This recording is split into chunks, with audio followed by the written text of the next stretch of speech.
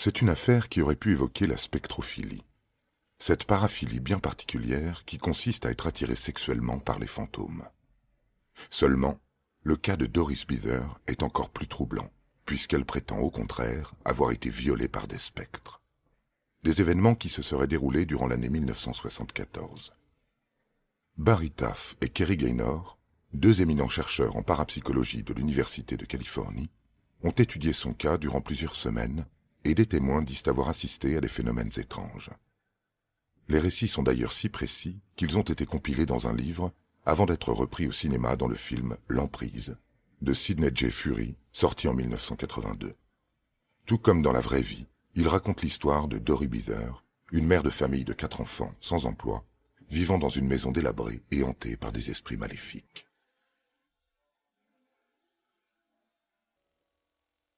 Tout commence en août 1974, dans la petite ville californienne de Culver City.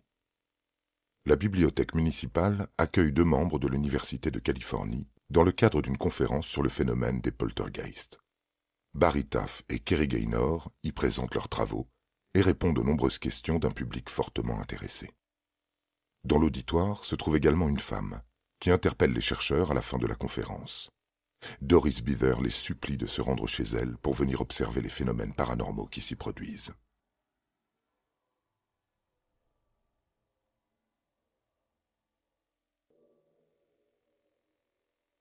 Le rendez-vous est fixé au 22 août. Lorsque les 2 hommes arrivent devant le domicile de Doris, ils ressentent immédiatement l'atmosphère qui y règne. Elle est lourde, oppressante, et une odeur désagréable parcourt toutes les pièces. À première vue, la maison est plus infestée par la saleté et les ordures que par de véritables fantômes. Leur première investigation ne donne absolument rien. Ils prennent tout de même le temps d'écouter le récit de la jeune femme. Elle raconte avoir été victime d'une malédiction, certainement jetée par cette vieille sorcière qui lui aurait rendu visite à l'improviste quelques jours après son emménagement. Une histoire bien étonnante. Même les parapsychologues ont du mal à la croire. Doris insiste bien sur ce point. Un jour, une Mexicaine est venue frapper à sa porte et la menacer. Elle devait absolument partir, sinon quelque chose de mal allait lui arriver. Et ce que cette vieille dame, dont on ne retrouvera jamais la trace, a prédit, est bel et bien arrivé. Depuis, les meubles de la maison changent de place, des coups frappés contre les murs se font entendre, et des spectres l'agressent dans son lit.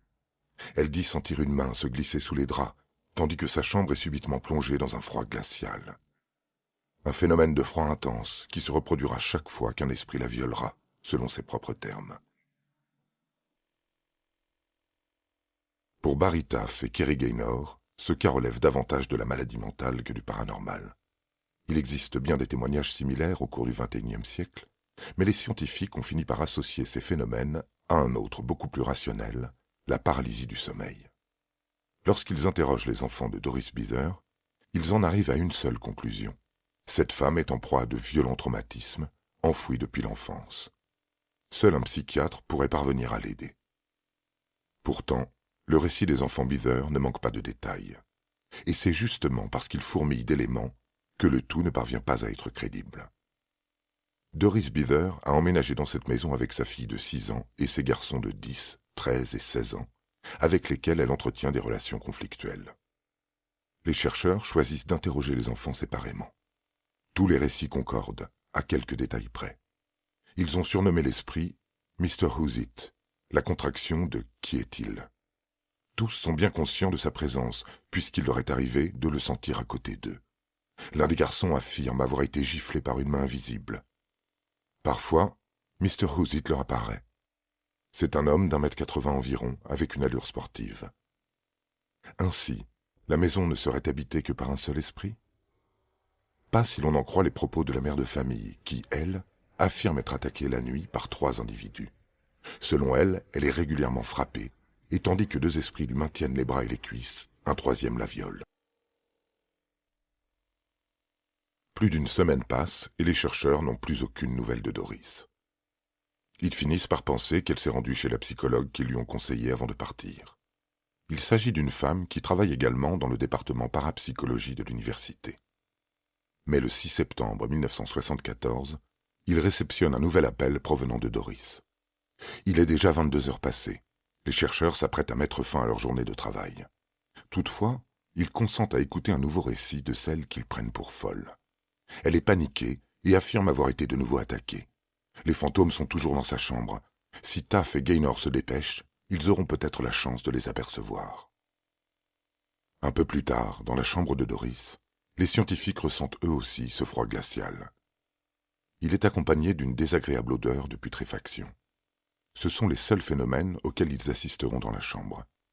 Mais l'instant d'après, alors que tout le monde se tient dans la cuisine, une poêle traverse la pièce pour venir s'écraser contre le mur, et la porte du placard s'ouvre violemment. Les deux hommes commencent à douter. Peut-être que Doris est véritablement victime d'attaques de fantômes.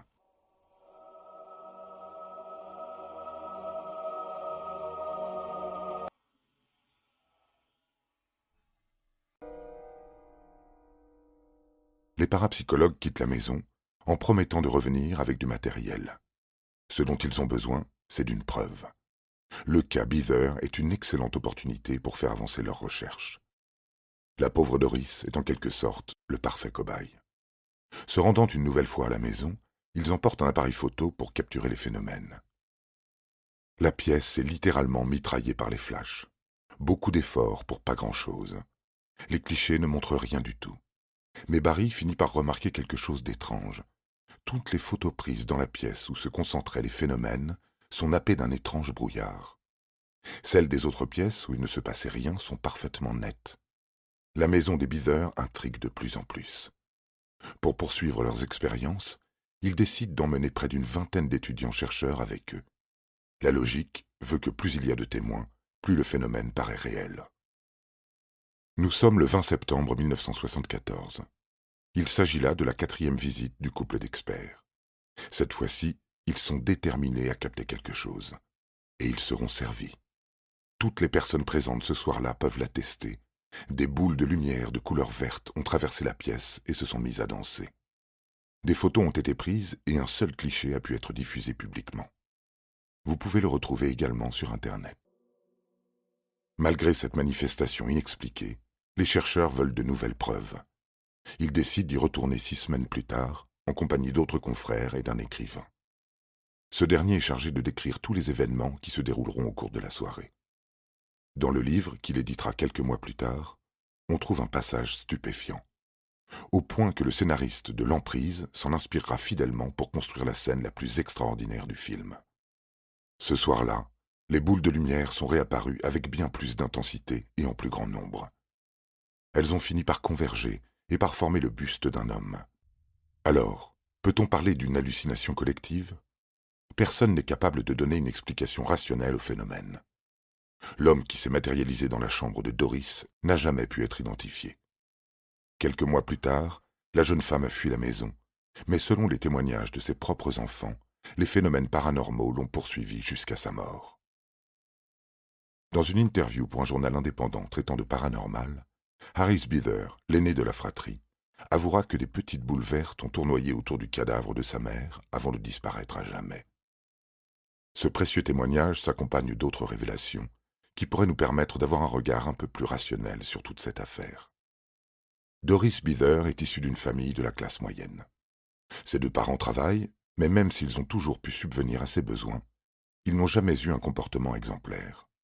Tous 2 sont alcooliques. La petite Doris se fait régulièrement frapper par son père. Adolescente, elle s'enfuit de la maison. Seule et désœuvrée, elle se console dans les bras de nombreux hommes plus détestables les uns que les autres. Elle se fait malmener, battre, probablement violer. Et de ses nombreux mariages ratés sont nés 4 enfants, tous issus de pères différents. L'emménagement dans cette maison n'a pas été fait de manière très légale. Doris Beaver a légué l'argent qui lui restait à un propriétaire peu scrupuleux, qui lui a permis d'emménager alors que la maison était insalubre. C'est dans un contexte de pauvreté, de saleté et d'alcool, Doris étant dépendante et dépressive, que la famille Beaver a évolué. Ces mêmes informations, les chercheurs Taff et Gaynor les ont obtenues durant plusieurs entretiens préliminaires. Ils ont fini par se demander si les traces de coups qui apparaissaient sur le corps de Doris n'étaient pas l'œuvre de sa propre psychose. Il n'est pas rare d'assister à un cas d'automutilation chez les personnes traumatisées. Voilà donc une explication logique. Pourtant, il reste encore des détails troublants sur lesquels les chercheurs ne se sont pas penchés. Que penser de ceci ? Un soir, l'un des fils de Doris, entendant sa mère hurler une nouvelle fois, s'est précipité dans sa chambre pour l'aider. Il jure avoir vu sa mère être projetée hors du lit. Lorsqu'il a essayé de s'approcher d'elle, une force invisible l'a frappé derrière la tête et l'a envoyé contre le mur opposé. La possession démoniaque de Maurice Thériault. Le cas Maurice Thériault n'est pas seulement l'une des affaires les plus célèbres du couple de démonologues Warren. Il est aussi l'un des cas d'exorcisme les plus réalistes du siècle dernier. Pourquoi réaliste? Parce qu'il existe des preuves audio et vidéo attestant soit d'une possession, soit d'une forme curieuse et effrayante de maladie mentale. C'est ce que nous essaierons de décrypter à la fin de ce podcast. Mais commençons, comme toujours, par établir les faits. Qui est Maurice Thériault? La première chose que l'on puisse dire, c'est qu'il est loin d'avoir eu une enfance paisible. Né au milieu des années 30, il grandit dans une ferme du Maine, aux États-Unis. Ses parents sont francophones, originaires du Canada. Ils tiennent à ce que leur fils parle anglais et français. Mais l'éducation s'arrête là. Son père juge en effet qu'aller à l'école est une perte de temps. Il déscolarise son fils afin que ce dernier participe activement au travail de la ferme. Il passe de longues heures à récurer la grange des animaux, cultiver les champs, préparer le matériel pour son père. Un homme qu'il apprendra très rapidement à maîtriser lorsqu'il sera adolescent. Maxime Thériault est particulièrement violent. Lorsqu'il ne s'en prend pas à sa femme, il frappe son fils. S'il avait été vu par des spécialistes, on lui aurait certainement diagnostiqué une forme de schizophrénie. Maxime avait de violentes sautes d'humeur et réalisait des actes que l'on peinait à décrire. Lorsqu'il évoquera quelques souvenirs de son père, Maurice n'en dira que du mal.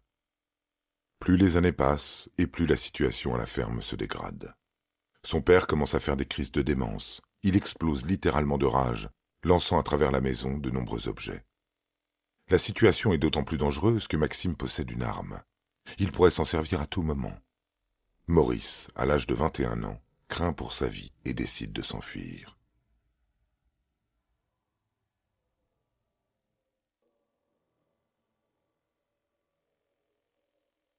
Arrivé dans le Connecticut en 1957, le voilà libéré de l'influence paternelle.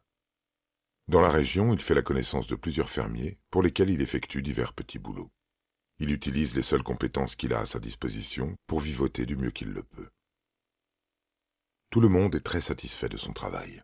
Il est décrit comme un jeune garçon dynamique et doté d'une grande force physique. Une force qui lui permettra d'exécuter les tâches les plus difficiles et d'impressionner quelques filles. Parmi elles, il y a Patricia, qu'il épouse très rapidement. Maurice voit en elle la porte de sortie de son cauchemar. Car même si elle ne le crie pas sur les toits, Maurice est toujours hanté par la figure de son père. Parfois, il rêve que ce dernier le retrouve et le tue. Est-ce ce violent traumatisme qui provoquera ces crises terrifiantes chez Maurice?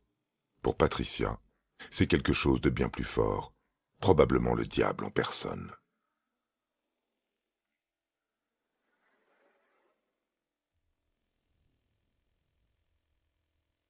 Voici quelques années que Maurice vit avec Patricia. Ils ont 3 enfants en bas âge et vivent dans une petite maison à la campagne, un peu éloignée de tout. La femme n'apprécie pas beaucoup cet isolement.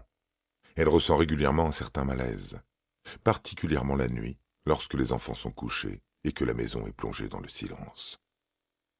Le comportement de Maurice n'améliore en rien la situation. Ce dernier a des accès de colère. L'ombre de son père n'est pas loin. Il s'énerve pour un oui ou pour un non, et l'instant d'après, il dit ne se souvenir de rien. Un soir, le soir de trop, Maurice se met violemment en colère. Patricia peut jurer avoir vu le crucifix se mettre à saigner. La même nuit, les valises sont faites. Elle et ses enfants quittent Maurice précipitamment. L'homme vivra seul pendant quelques années avant de retrouver l'amour dans les bras d'une certaine Tina. Mais le couple ne tiendra pas longtemps. Les crises de Maurice ne se sont pas calmées. Pire, à présent, elle menace la vie de son entourage. Si au travail tout se passe bien, à la maison rien ne va plus avec Tina. Ce qui effraie la jeune femme, ce n'est pas tant la colère de Maurice, qu'il parvient tout de même à contrôler, mais les phénomènes paranormaux qui gravitent autour de ces crises. Un crucifix tombe à plusieurs reprises, des étranges marques apparaissent au niveau du cou de son compagnon, et des objets semblent se déplacer tout seuls. Les manifestations ne se déclenchent pas uniquement la nuit. Un dimanche, alors que le couple décide de partir en promenade pour se changer les idées, Maurice Thériault lâche subitement le volant. Il est tétanisé. Tina ne comprend pas pourquoi. La voiture se rapproche dangereusement d'un virage. La jeune femme secoue Maurice pour le faire sortir de son état second. Il ne répond pas. La voiture accélère toute seule et tourne sous l'action d'une force invisible.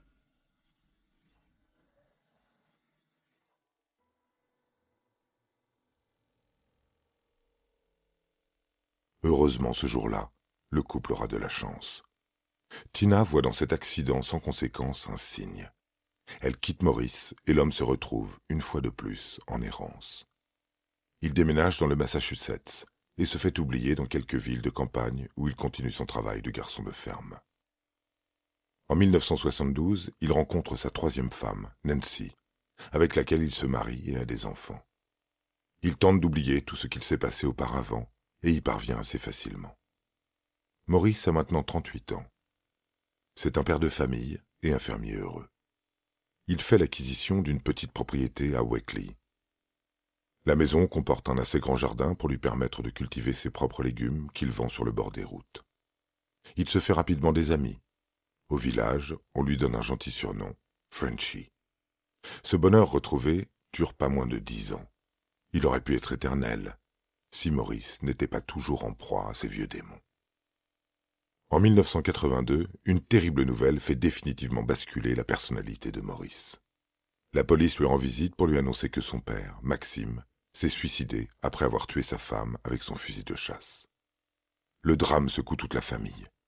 Nancy assiste impuissante aux crises de colère de son mari. Et comme ses deux précédentes femmes, elle constate également les faits paranormaux. Maurice saigne des larmes de sang, des plaies apparaissent sur son visage, ainsi que des cicatrices en forme de croix. Les objets ne se contentent pas de se déplacer, ils volent à travers la pièce jusqu'à frapper directement Maurice au visage. Dans le village, des rumeurs commencent à se propager, après que les habitants ont vu le fermier à plusieurs endroits différents en même temps. Un pouvoir d'ubiquité que l'on retrouve fréquemment dans ces cas de possession ou dans des vieilles légendes évoquant des pactes avec le démon. En apprenant le passé tourmenté de Maurice, ses proches concluent que ce dernier a fait un pacte avec le diable dans le but de se venger de son père. Nous sommes maintenant en 1985. Maurice Thériault a 51 ans et une bien mauvaise réputation dans le village de Wakely. Les différents phénomènes paranormaux ont rendu fou cet homme, pourtant si attentionné. Comme son père, il se met à boire, une façon, selon lui, de calmer ses démons. Sa femme Nancy est persuadée que l'Église pourrait lui venir en aide. C'est cette même année qu'entre en scène le couple Warren. Ils ont été appelés par l'abbé Boyer, homme d'église et ami de longue date qui a constaté la supposée possession. Pour Ed Warren, Maurice est sous l'emprise d'un démon. Mais en bon professionnel, il tient tout de même à vérifier qu'il ne s'agit pas là d'un cas extrême de maladie mentale. L'inexplicable s'invite un peu plus dans la famille, quelques semaines après l'internement en hôpital psychiatrique du père. Les spécialistes qui le suivent se disent complètement dépassés par la situation. Pour eux, il ne s'agit pas d'un cas classique de dédoublement de la personnalité. Ils sont incapables de dire pourquoi Maurice pleure des larmes de sang lorsqu'il se met en colère, ni comment les blessures apparaissent soudainement sur sa peau. Ainsi, Ed et Lorraine Warren consentent à rencontrer Maurice. Ils constatent avec stupeur que l'homme remplit toutes les cases de la possession, y compris le développement d'une force surnaturelle. Maurice étant capable de soulever un objet de plus de 200 kilos et la maîtrise d'une langue morte. Le fermier est illettré et pourtant, il se met soudainement à parler en latin. Les Warren, n'ayant aucun pouvoir pour libérer un homme d'un démon, s'en remettent à la hiérarchie catholique de Boston. Ils demandent l'envoi d'un prêtre pour pratiquer un rituel d'exorcisme. L'Église envoie Robert McKenna, de l'ordre dominicain des prêcheurs. Accompagné de 2 évêques, il va pratiquer 3 exorcismes. Seul le 3e sera filmé en guise de preuve. Sur la vidéo, les cris poussés par l'homme sont terrifiants. Durant la séance, l'expression de son visage change plusieurs fois. Il semble souffrir de plusieurs brûlures et des cloques apparaissent sur ses joues. Bien que la bande soit de mauvaise qualité, on distingue des yeux qui ressemblent à ceux d'un serpent. Ce ne sont pas les Warren qui diront le contraire lors d'une interview. Après cet exorcisme, l'homme est libéré de son démon. Mais pas définitivement. 7 ans ont passé. Nous sommes à présent le 3 novembre 1992. Maurice a 58 ans. Il est grand-père d'un petit garçon, mais aussi une nouvelle fois divorcé. Bien que les phénomènes paranormaux aient cessé, Maurice a conservé son esprit colérique. Ce dernier s'est décuplé après que Nancy a décidé de le quitter. Pour tous ces faits de violence, la justice l'a condamné à ne plus approcher sa famille. Évidemment, il passe outre, et le soir de ce mois de novembre, il pénètre dans le domicile familial armé d'un fusil au modèle identique à celui de son père. Lorsque Nancy l'aperçoit, elle essaye de s'enfuir. Il lui tire dessus et une balle l'atteint au bras. Avec un tel calibre, la blessure est grave, mais Maurice n'est pas décidé à la laisser partir. Il veut que cette dernière le regarde droit dans les yeux lorsqu'il se tirera une balle dans la tête. Maurice Thériault est mort, remportant ainsi son combat contre le démon, selon les propos d'Ed Warren. Ce qu'il ne dit pas, c'est qu'en réalité, cet homme aurait bien pu souffrir de troubles de la bipolarité, avec des symptômes qui ne pouvaient que le conduire au suicide. Un trouble qu'il aurait pu hériter de son père. Dans cette affaire, les défenseurs du paranormal disent posséder une preuve matérielle des symptômes liés à la possession démoniaque. Pourtant, une vidéo peut parfaitement être contredite. Après tout, les images proposées sont de très mauvaise qualité. Et les affirmations qui sont faites par les personnes présentes durant la séance peuvent altérer notre jugement. L'hémolacria est une pathologie rare qui se caractérise par le versement de larmes de sang. Maurice Thériault aurait pu être atteint de cette maladie. L'Église catholique le considérait comme un possédé, puisqu'il était capable de parler une langue inconnue et était d'une force incroyable. Il ne faut pas oublier que Maurice a été fermier toute sa vie. Son travail a développé naturellement chez lui une force physique bien supérieure à la moyenne. Quant au latin, Maurice était un fervent croyant. Il aurait pu retenir par cœur des prières entendues dans son église. Alors, est-ce le diable qui aura poussé cet homme à tirer sur sa femme avant de se suicider? Ces crises de colère étaient-elles l'œuvre d'une quelconque possession? La seule chose dont on soit absolument sûr, c'est que Maurice Thériault était un homme hanté par un passé plus que difficile.